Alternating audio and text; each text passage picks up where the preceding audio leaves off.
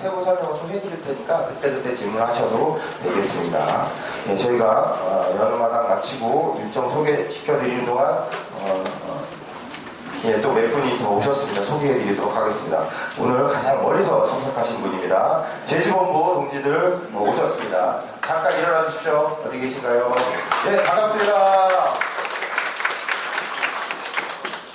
자, 그럼 지금부터 PPT 강의를 듣도록 하겠습니다. 2015년 통합학생의 정세화 여부 강의를 시작하겠는데요. 이 강의 마치면 점심시간이니까 휴식시간 없이 계속 진행하도록 하겠습니다. PPT 강의를 맡아주실 분은 한상규 집행부와 함께 새로 통일된 활동을 시작하실 분이고요. 여기서 소개해드릴 PPT 자료는 추후 동지들이 지역이나 현장에 돌아가셔서 자발적으로 교육을 진행하기 위한 기초 자료이기도 하니까 집중해서 잘 숙지해 주시고 만약에 나라면 이 PPT 자료를 어떻게 보완하고 활용할 것인가에 대해서도 그런 시간을 얻는 순서가 되도록 하겠습니다. 이번 강의는 또 저기 뒤에 보면 이제 동영상으로 촬영을 하게 됩니다. 그래서 추후 지역이나 현장에서 교육 준비하실 때 참고 자료를 제공될 예정이니까 필요하신 분은 나중에 청년맹 교육선전실로 문의해 주시면 늘 좋은 강의 영상을 전달해 드리도록 하겠습니다. 그럼 청년맹 남정수 교육선전실장 동지로부터 강의 전해보도록 하겠습니다. 박수. 네, 여러분들 반갑습니다. 총파업을 해나가는 데 있어서 무기가 몇 가지가 있는데요. 저희가 실천단 조직을 할 때는 말보다 발이다 이렇게 주장을 했는데 우리 또 교육 동지들에게는 발보다 말이다 이게 또 때 상황에 따라서 좀 바뀝니다. 오늘 동지들 우리 총장 동지가 말씀하셨듯이 말과 글로 총파업을 조직하는 아마 역할을 하시게 될 것 같고 우리 실천단 동지들은 말이 아닌 발로 또 우리 조합원 동지들 현장을 조직하는 역할을 하실 것 같습니다. 이게 아마 C줄과 R줄이 될 것 같고요. 조직사업, 실천사업은 종으로, 우리 교육사업은 행으로 이렇게 서로 촘촘히 엮어서 그물망처럼 현장을 조직해서 총파업생 승리했으면 좋겠습니다. 총파업 교육의 핵심은 말 그대로 총파업입니다. 임단협 투쟁과 질을 달리하는 총파업 투쟁에 대해서 명확하게 우리 조합원들에게 설명하고 또 설득하고 이해시키는 과정이 될 것 같습니다. 임단협 투쟁으로 우리가 임금이나 근로조건을 새로 쟁취하거나 사수하거나 유지하는 이러한 투쟁을 해왔다면 그것으로서 충분치 않죠. 정부의 정책이나 법, 제도에 의해서 우리가 지켜왔던 임단협의 권리를 빼앗기기도 하고 또 새로 쟁취하는 데 있어서 크다는 장애물이 되기도 합니다. 이러한 대정부, 대자본을 향한 투쟁이 바로 총파업 투쟁이 되겠습니다. 올해 특별하게 올해 정세와 왜 우리 노동자들이 총파업 투쟁이 요구되는가를 중심으로 이번은 이제 교육을 PPT 중심으로 진행하도록 하겠습니다. 예, 올해 꼭지점입니다. 박근혜 2년, 박근혜 정권 2년, 3년차 들어섰고요. 2년을 총괄하면서 정세를 전체적으로 돌아보겠습니다. 동지들에게 물어보겠습니다. 물어봤습니다. 박근혜 2년을 동지들 어떻게 생각하십니까? 우리 현장 조합원 동지들도 이와 관련해서 여러 가지 자기의 심정을 대변하는 의견이 있을 것으로 보입니다. 예를 들면 이러한 답이죠. 매우 답답했다. 아주 답답한 2년이 지나간 것 같다는 이야기고요. 특히 세월호 사건과 연관해서 보면 무언가를 하고 싶은데 진짜 꾹꾹 분노가 이렇게 차있는 아마 사리를 느끼게 하는 그런 2년이었다. 이런 의견이 있었습니다. 전진하지 못하고 멈춰버린 대한민국. 아마 이러한 표현보다 또 더한 표현도 있을 것 같습니다. 이런 박근혜 2년을 내용적으로 좀 살펴보도록 하겠습니다. 박근혜 2년 이게 나라인가? 예, 우리 노동의 의제를 빼고서라도 수많은 일들이 지난 2년간 벌어졌습니다. 대표적인 게 세월호죠. 아직도 아무것도 해결되지 않았고 아무것도 밝혀지지 않았습니다. 핵심은 진상규명이고 정부, 나라의 방기였습니다. 이 무고한 300여 명의 학생과 국민들이 수장당한 것을 방치를 했고 왜 침몰을 했는지에 대해서 전혀 밝혀지지 않고 있습니다. 국가정보원의 대선 개입이 있었고 밝혀졌고 유죄 판결을 받았습니다. 국기에 대한 경우에 태극기 개양 의무와 같은 지난 70년대 유신 시대에 있어서 했던 일들이 다시 추진되고 있습니다. 87년 6월 항쟁으로 헌법재판소를 만들었는데 그 헌법재판소에 의해서 대한민국의 공당이 해산 결정을 받았습니다. 대중국을 겨냥한 고고도 미사일 사드를 배치하는 것이 추진되고 남북 간 또 대중국 간의 긴장이 한반도를 중심으로 고조되고 있습니다. 어느 것 하나 나아지지 않은 대한민국의 현실이고요. 우리 노동으로 돌아가겠습니다. 민생입니다. 민생과 관련해서 보면 철저하게 노동자들을 때려잡고 재벌 자본만 살찌우는 정책이 계속 강행되고 있습니다. 재벌의 세금을 깎아주고 노동자 서민들의 세금을 올리는 정책입니다. 2013년도 세금을 살펴봤더니 기업들이 내는 법인세는 2조 1천억이 삭감이 되었고요. 노동자들이 내는 근로소득세 2조 3천억이 늘었습니다. 2014년도 10월까지의 통계입니다. 소득세 3조 9천억이 늘었고 법인세는 7천억이 깎였습니다. 이명박 정권 때부터 재벌 법인세 감면 정책이 박근혜 정권에 이르기까지 이어져온 결과입니다. 2014년도 12월까지 전체 무게를 봤더니 소득세는 목표 54조 대비 53조로 다 그쳤고요. 법인세는 그게 훨씬 못 미치게 그쳤습니다. 철저하게 재벌을 배불리고 노동자 서민의 주머니를 터는 서민 정세가 이루어졌다는 것을 보여줍니다. 우리는 그 국민들이 또 노동자들이 가장 감성적으로 분노하고 있는 내용이죠. 담배세 수입 2천원 인상으로 연간 9조 5천억 예상이 되고요. 우리 부자들이 내는 종부세가 1조 3천억이 예상되는데 서민 주머니에서 나가는 담배세가 부자들 주머니에서 나오는 종부세보다 7배가 더 많다는 현실입니다. 연말정산에서 세금 폭탄을 맞았죠. 정부는 연봉 5,500만원 이하에는 연말정산 추가 세금 납부가 없다라고 했는데 바로 얼마 전 최경환이가 인정을 했습니다. 연봉 5,500만원 이하에서도 더 세금이 정세되어 사실이 있다는 것을 인정을 했고 결과적으로 다수의 노동자들이 추가로 세금을 더 내게 되었습니다. 민생의 핵심입니다. 가계부채가 1,089조입니다. 이것은 우리 동지들이 아마 체감적으로 못 느끼시겠지만 통계적으로 명확하고 이것이 지난 2008년 미국의 모기지 사태와 같은 상황이 발생이 되면 아마 대한민국 경제 전체가 도미노 현상으로 붕괴될 수 있는 그러한 아주 뇌관입니다. 뇌관. 그 증가 속도가 대단히 빠릅니다. 전년 대비 2013년 대비 68조가 더 증가됐고요. 전월 대비 전달에 대비해서 30조가 급증을 했는데 대부분은 주택담보대출입니다. 금리가 워낙 싸기 때문에 누구나 지금 돈을 빌리고 있고 이것이 지금 엄청난 가계부채 증가로 이어지고 있습니다. 정부가 이렇게 가계부채를 조장하는 이유는 부동산 경기 활성화가 목표인데 아마 이 피해는 고스란히 우리 서민들에게 돌아올 것으로 예상이 됩니다. 국민인당 빚으로 환산을 하면 2,150만원씩의 빚이 있고 4인 가구 기준 약 8천만원의 빚이 있게 됩니다. 자영업자들의 현실이 다르지 않습니다. 우리나라는 OECD 국가 중에서 예외적으로 자영업자 비율이 매우 높습니다. 약 560만 명, 넓게 잡아서 600만 명 가까운 자영업자들이 치킨집, 생맥주집, 각종 분식집, 영세한 자영업을 영위하고 있는데요. 전체 평균 빚이 자영업자들의 약 9천만 원의 빚을 지고 있고 빚 없는 자영업자를 제외한 빚이 있는 자영업자를 기준으로 봤을 때는 1억 2천만 원으로 올라가게 됩니다. 한 달에 버는 돈이 187만 원이고요. 여기에는 임대료나 인건비, 재료비가 제외된 금액입니다. 결국은 실제 벌어들이는 수입은 우리 최저임금 노동자들의 수입에도 못 미치고 있는 것이 자영업자들이고 아마 골목 상권 들어가시면 아시겠지만 하루가 다르게 간판이 바뀌는 것을 볼 수 있을 것입니다.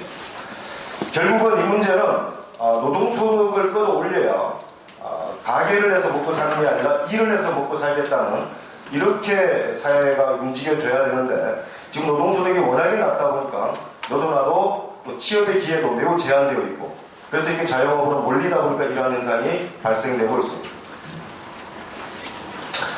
우리나라의 가장 처참한 현실 중에 하나입니다. 청년 실업과 노인 빈곤입니다.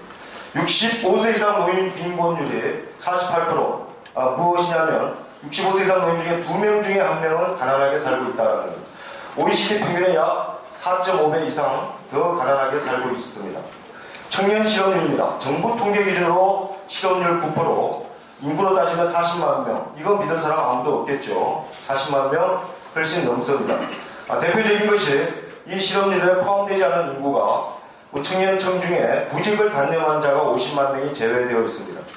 지난 1년간 구직을 하다가 되지 않아서 더 이상 취업을 포기한 사람이 구직 단념자입니다. 이런 사람은 실업자죠. 이 실업자 통계에서 빼고 있습니다. 취업이 안 되어서 그냥 공부하고 있는 취업준비생이 56만 명. 이것까지 합치면 약 150만 명의 대한민국 청년들이 실업자로 살고 있고, 그중에 겨우 취업을 한 20%, 취업자 중에 20%는 1년 이하의 단기 계약직으로 취업되고 있다는 것입니다. 자, 동지들, 이걸 한번 우리 조합원 동지들에게 물어봤으면 좋겠습니다. 이게 통계 아니냐? 청년 실업이 통계가 아니라 실제 우리 동지들 40대, 50대가 다 돼가는 조합원들의 자녀는 어떨까? 안녕하신가? 물어보고, 실제 우리 총연맹에서는 우리 조합원 동지들의 자녀들의 취업 형태, 고용 형태에 대해서 실질적인 설문조사를 진행할 계획을 가지고 있습니다. 이것이 단순히 사회적 현상이 아니라 우리 민주노총 조합원에게도 아마 똑같이 적용되고 있으리라 충분히 예상이 되고 있습니다. 이와 같은 박근혜 인연이 이렇게 민생이 파탄되고 서민의 삶, 노동자들의 삶이 극단적으로 몰려가고 있는데, 더불어서 2015년도 정세를 살펴보면 또 엄청난 자본, 경제 위기가 진행되고 있고, 파죽지세로 지난 2년간 달려왔던 박근혜 정권도 저렇게 위기에 봉착하고 있다는 것을 알 수 있습니다. 세 가지를 중심으로 말씀드리겠습니다. 소득 불평등과 양극화, 디플레이션의 공포, 흔들리는 박근혜 정권입니다. 예, 소득 불평등, 사회 양극화의 핵심은 낮은 노동 소득입니다. 상용근로자 5인 이상 사업체 실질임금 상승률이 0.08%, 2014년 3분기 전혀 오르지 않았다는 통계입니다. 임금 근로자의 임금 수준별로 보면 200만원 이하로 임금을 받는 노동자들의 비중이 52%에 육박하고 있습니다. 전체 노동자들의 과반수가 넘는 노동자들이 월소득 200만원 이하를 받고 있다는 것입니다. 노동 생산성과 실질적인 임금 인상률을 비교를 해봤습니다.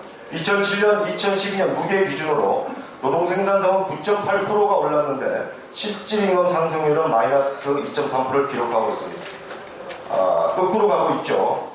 이런 정말로 쇠빠지게 해서 생산성은 늘어났으나 우리가 가져가는 돈은 그에 멈추고 있다는 것입니다. OECD 기준 노동소득 분배율이 대한민국 24위 43.5%, 저임금 근로자 비율이 미국에 이어서 2위 25.1%로 나타나고 있습니다. 양극화의 본질은 결국은 대한민국의 기준으로 보면 재벌 자본이 독식하는 구조 대 노동소득이 빼앗기는 구조, 이 양자 간의 격차입니다. 2008년에서 2013년 누계 기준으로 기업소득 증가율은 80.4%, 가계소득 증가율은 26.5%로 나타났고요. 재벌의 사내 유보금은 약 520조죠. 근데 이제 실제 2004년 말 기준으로 하면 580조까지 늘어났습니다. 물론 사내 유보금은 현금은 아닙니다. 동기들 제 일부 재벌들이 580조를 다 주머니에 가지고 정부에 가지고 있는 것 아닌가 이렇게 생각하시면 그런 것은 아닙니다. 현금 플러스 각종 투자되어 있는 자본을 포함한 것인데, 이 핵심은 뭐냐? 사내 유보금은 전체 벌어들인 소득 중에 배당을 제외하고 노동자의 몫으로 돌아가지 않고 자본의 몫으로 가져간 돈의 비중입니다. 그래서 이 580조 원의 돈은 노동의 몫으로 돌아와야 될 돈이 자본의 주머니로 들어갔다는 것을 의미합니다. 자본주의를 지켜나가려고 길을 쓰고 애를 쓰고 있는 자본주의의 사수꾼들, 파수꾼들도 위기를 느끼고 있습니다. G20의 경제장관들, 경제전문가들이 모여서 회의를 했는데 핵심 의제가 소득 불평등을 바로 잡아야 한다. 라고 했고요. 다보스 포럼에서도 소득 불평등이 세계 경제에 중대한 위협이 될 것이다. 청년 실업 문제가 더욱 심각해져서 사회 불안 위험이 더 커진다. 이 얘기를 다르게 말하면 이 상태로 가면 자본주의 체제가 흔들릴 수 있다는 것을 G20 또 다보스 포럼과 같은 이 자본주의 경제를 지켜나가는 자들도 스스로 인정했다라는 것입니다. 대한민국도 예외가 아닙니다. 이러한 맥락에서 미국 오바마는 부자 증세와 최저임금 인상을 연초에 선언을 했습니다. 오바마가 대단히 서민과 노동자를 위한 정책을 가져서 그런 게 아니죠. 철저하게 자본주의 체제의 위기를 느끼고 이에 대한 방책으로 증세와 최저임금 인상을 요구를 했습니다. 정책 추진을 약속을 했습니다. 부자와 대기업들에게 퍼주기만 하면 부가 서민으로 돌아갈 것이란 경제 논리는 안 된다. 대한민국의 무슨 진보 정당 정도에 이런 표현을 했고요. 연간 15,000달러보다 안 되는 돈으로 네가 한번 살아봐라. 이렇게 또 이야기를 했습니다. 연봉 1,600만 원 수준이죠. 그래서 최저임금을 올려야 된다. 10억 만원 이상을 올리겠다라고 약속을 했고 실제 미국에서는 그렇게 진행되고 있습니다. 자, 지금 가장 심각한 내용 중에 하나입니다. 세계 경제는 물론이고 한국 경제도 디플레이션의 조짐이 보이고 있다. 지금 신문에 또 인터넷 검색에서 디플레이션을 치면 각가지 수많은 기사가 등장을 하고 있고 최근에 경제부총리는 물론이고 국무총리로 된 이완구조차도 디플레이션 이야기를 하고 있습니다. 디플레이션은 좀 생소합니다. 인플레이션이 좀 익숙한데요. 인플레이션이 대체로 돈이 많이 풀려서 또 많은 소비가 이루어지고 많은 생산이 이루어지고 물가가 올라가고 이런 것이 인플레이션의 현상이라면 그 반대가 디플레이션입니다. 돈이 돌지가 않습니다. 지난 2008년 모기지 금융공황 이후로 미국이 달러를 찍어내는 나라죠. 어마어마한 40조 달러인가요? 어마어마한 달러를 찍어냈습니다. 그런데 그 돈이 돌고 있지 않다는 겁니다. 어딘가에서 짱박혀 있는 것이고요. 지난 2월 20일 국회 대정부 질문에서 새정치민주연합 국회의원이 우리 경제가 너무 어려운데 침체 원인이 뭐냐 이렇게 물었더니 이완구 총리가 저물가, 저소비, 저투자와 같은 디플레이션 단계에서 나타나는 지표들이 보인다 이렇게 대답을 했습니다. 저임금, 저소비, 저물가, 저투자, 저성장 이 악순환 구조가 디플레이션의 전형적인 특징입니다. 실제로 임시직 근로자의 연간 실질임금은 아까도 이제 우리 실제 대한민국 노동자들의 임금 수준을 봤는데요. 대단히 떨어지고 있습니다. 상용직은 1.1%, 임시직은 마이너스 0.5% 이렇게 저임금 구조가 더욱더 지속되고 있습니다. 경제 성장률과 비교를 해봤을 때 경제 성장률 3.3% 올해도 3% 지금 예상하고 있는데요. 높은 수준이 아닙니다. 지난 2010년도 6.5% 찍었다가 3%, 2%대로 떨어지고 이건 우리나라 경제뿐만 아니라 전 세계적으로 저성장 기조가 유지되고 있고요. 실질임금 증가율도 떨어지고 있습니다. 자, 물가입니다. 지금 1.3%고요. 특히 2015년도 들어와서는 1월달에 마이너스 물가 성장률이라고 얘기하는데 그나마 플러스로 됐던 것은 담배값 인상 때문에 물가가 올랐다고 합니다. 담배값 인상으로 한 0.8인가 0.5% 수준의 물가가 올랐는데 담배값을 제외하면 마이너스 물가 성장입니다. 그런데 우리 조합원들에게 물어보면 다 물가가 올랐다고 이야기를 하는데 실제로 통계상으로는 저물가가 계속 이어지고 있고 확대되고 있다는 이야기입니다. 자, 이렇게 돼서 이 디플레이션이라고 하는 것은 노동자들의 삶에도 지대한 영향을 미치지만 사실상 자본의 축적의 위기입니다. 자본 축적의 위기가 2015년도 이후부터 상당히 심각하게 진행될 거다라고 보고 있습니다. 자, 경기 침체가 이루어지고 경기 침체의 대표적인 사례는 일본의 잃어버린 20년이죠. 그렇죠? 저성장, 저고용, 저투자, 어마어마한 비정규직 구조, 실업률 이와 같은 현상이 일본 경제의 특징이었는데 이것이 이제 시작되는 것이 아닌가라는 우려가 시작되고 있고 당연히 경기 침체되고 저임금이면 소비가 이루어질 수가 없고 물가나 특히 우리 조합원들 중에서도 주식하시는 분들 많고 부동산 가진 분들도 계실 텐데 주가와 부동산 하락이 예상이 되고 기업의 자본의 위기는 곧바로 구조조정으로 나타날 것입니다. 생산 축소와 고용 감소에 따른 기업 구조조정, 거기에 따른 정리해고와 같은 이런 것이 이루어질 가능성이 대단히 농후할 것으로 예상이 되고 있습니다. 결과적으로 실업이 이루어지고 다양한 방식의 임금 삭감이 이루어질 것입니다. 이게 디플레이션 현상이고 이게 일시적인 것이 아니라 매우 구조적으로 또 장기적으로 이루어질 가능성이 크다. 자, 중앙일보입니다. 자본의 입장을 많이 대변하고 있는 보수 언론이죠. 2월 17일 이춘호 논설실장이라고 하는 사람이 사설에 논설에 이렇게 적었습니다.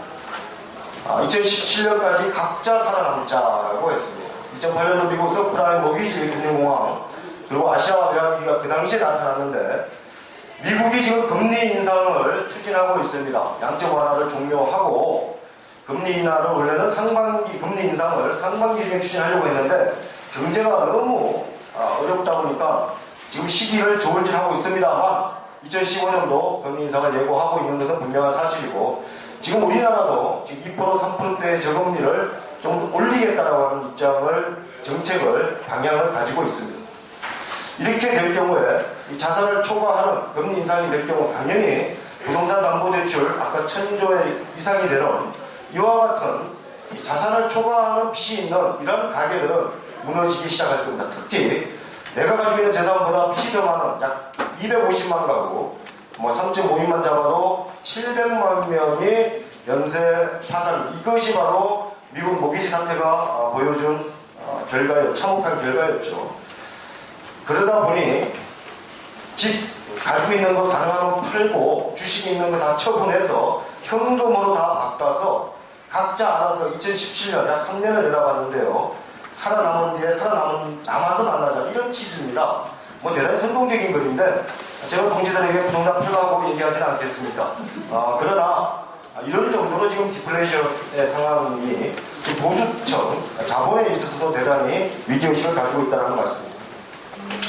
자, 자본의 위기, 경제 위기 말씀드렸고 지난 2년간 파죽지세를 해왔던 박근혜 정권. 그러나 그 결과 서민 정세, 소득 불평등, 사회 양극화와 같은 또 세월호 참사, 민주 파괴 이러한 결과로 3년차 접어들면서 박근혜 지지율 30%가 붕괴되고 있거나 그 언저리를 맴돌고 있습니다.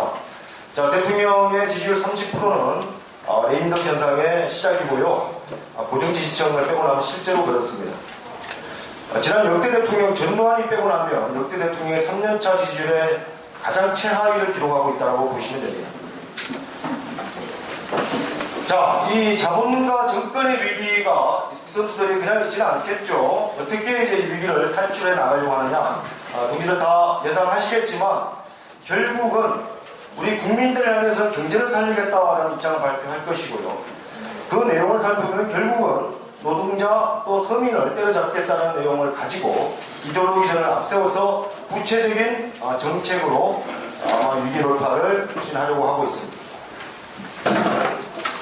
지난번 신년에서도 재벌총수와 만났지만 2월 24일 또다시 재벌기업 총수들을 청와대로 불러들여서 여전히 친재벌 정책을 계속 가져가겠다는 의지를 분명하게 표현을 했고 한편에 이렇게 친재벌 정책을 가져가면서 실제로 우리가 알고 있는 각종 구조개혁이라는 이름으로 노동자주의 정책을 시동을 걸었습니다. 노동시장 구조개혁, 비정규직 양산 대책, 공공기관 2단계 다자 정상화, 지방공기업법 개혁, 공무원연금 개혁, 이 외에도 다양한 방식의 구조개혁 이름의 노동자주의 정책을 추진하고 있습니다. 자, 노동시장 구조개혁. 저희가 아까 영상을 보신 분들은 아시겠지만 96-97년도 노동법 개혁보다 훨씬 더 센 놈이 이번 2015년도에 추진하고 있는 구조개혁 내용의 핵심입니다. 자, 1차적으로는 비정규직은 지난 97년도 비정규직이 본격적으로 도입된 이후로 좀 부족하지만 정권과 자본 입장에서 부족하지만 일단 바닥은 깔아놨고요. 이제 그것에 걸림돌이 되고 있는 정규직 노동자와 철밥통이라고 국민들에게 각인되어 있는 공공부문 노동자들을 겨냥한 고용 변화를 이루고 있습니다. 바로 핵심은 고용이죠. 해고입니다. 해고를 그냥 시킬 수는 없습니다. 지금 법에는 정리해고와 징계해고 또 정당한 이유 해고할 수 없도록 되어 있는 게 핵심이고 정리해고조차도 일정한 긴박한 경영상의 유연한 제한 조건이 있습니다. 그 이외에는 해고를 할 수 없는데 이것을 돌파하기 위해서 저성과자 해고라고 하는 것을 도입을 하고 있습니다. 뭐 여러 가지 이름으로 불리고 있습니다. 일반 해고, 정해고와 대비해서 일반 해고라 불리고 있고 저성과를 이유한 해고라고 해서 학대 해고, 학대를 시켜서 해고시킨다는 이유로 학대 해고라고도 부르고 있습니다. 입법적 추진도 있겠지만 지역규칙 변경이나 가이드라인을 마련해서 저성과 일반 해고를 가능하게 하는 내용을 법에 산입을 하고 구체적인 추진 방식을 지역규칙 변경과 가이드라인을 통해서 추진하겠다라는 것입니다. 이미 시행되고 있죠. KT와 같은 데서도 이미 시행되고 있고 현대중공업, LG전자 이런 데서 특히 사무금융, 사무직 대상자로는 과장급, 차장급, 부장급 이렇게 노동조합에서 무방비로 방치되어 있는 사무관리직 노동자들에게는 이미 저성과 해고가 또 학대 해고가 추진되고 있다고 보시면 되고 결국은 지금 노동조합, 특히 민주노총 노동조합 중심으로 조직되어 있는 정규직과 공공노동자들을 대상으로 추진하겠다는 게 핵심 내용이다 이렇게 보시면 될 것 같습니다. 자, 기존에 이미 정리해고 제도가 시행이 되고 있고 판례에 의해서 4가지 이상의 제한 요건이 있지만 이 제한 요건은 이미 대부분 판례에서 무너졌습니다. 미래에 닥쳐올 경영상 위기조차도 정리해고의 이유가 된다고 해서 법은 이슬람화하는 것으로 되어 있는 게 정리해고고요. 비정규직은 그냥 냅둬도 계약 개시에 의한 해고가 가능해져 있고 자, 이 2가지를 제외하고 일반 해고라고 할 수 있는 저성과자 해고가 대입이 된다면 자, 구조개혁의 핵심 내용은 이제 우리 모든 국민들이 이 해고로부터 도망갈 길이 없다는 겁니다. 전국민 해고가 가능한 법 제도가 완성이 됨으로써 전국민 해고 프로젝트가 완성이 된다는 것입니다. 자, 월급이죠. 고용을 공격을 했으면 이제 임금을 공격하겠다는 겁니다. 한마디로 매년 근속이 늘어날수록 임금 올라가는 연공세율 후공제 임금을 눈독을 못 보겠다는 것입니다. 연공세율 임금제를 폐지해서 그 대체로 직무와 연동한 임금체계, 성과와 연동한 임금체계로 연봉제 형식으로 바꿔나가겠다는 것이고 결과적으로 이제는 동일노동 동일임금 완전하지는 않지만 이러한 연공세율 임금체계를 무너뜨리고 차별차등 임금제를 시행해 나가겠다는 겁니다. 통상임금 대법 판례에서 넓혀졌는데 다시 한번 손을 봐서 축소시키겠다는 것입니다. 예를 들면 1개월 기간을 넘어서 지급하는 각종 수당이나 임금을 통상임금에서 빼는 방식 이런 것을 추진하겠다는 것이고 지금 휴일근로수당 아시겠죠? 연장근로와 휴일근로 중복수당을 받을 수 있는데 휴일근로수당을 빼겠다는 것입니다. 폐지시키겠다는 것입니다. 장기 근속자 임금 피크제 시행을 통해서 실질적인 임금 삭감제를 시행하겠다는 것입니다. 자, 비정규직 아까 제가 정권과 자본 입장에서 900만 비정규직 일정하게 바닥은 깔았다고 말씀드렸는데 여전히 부족하다고 보고 있습니다.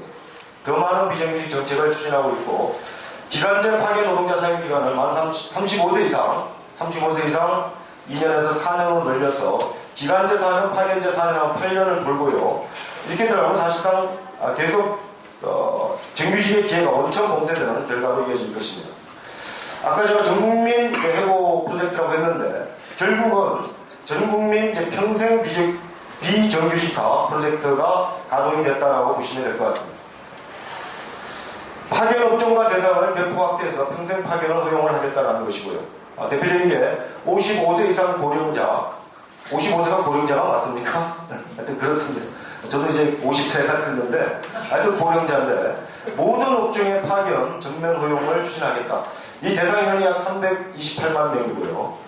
고소득 전문직, 이게 누군가 우리하고 관계없는 사람들 아닌가 이렇게 생각을 했는데 대표적으로 초중등 교사까지 포함된 유치원교사, 기자, 판사, 변호사, 세무사, 회계사, 간평사 이와 같은 직종에 대해서 전면 허용을 추진하겠다. 이것이 약 452만 명입니다. 이렇게 되면 대한민국 실제 실제 잃어버린 20년이 결과한 파견 노동자 공화국이 이루어질 가능성이 매우 높습니다.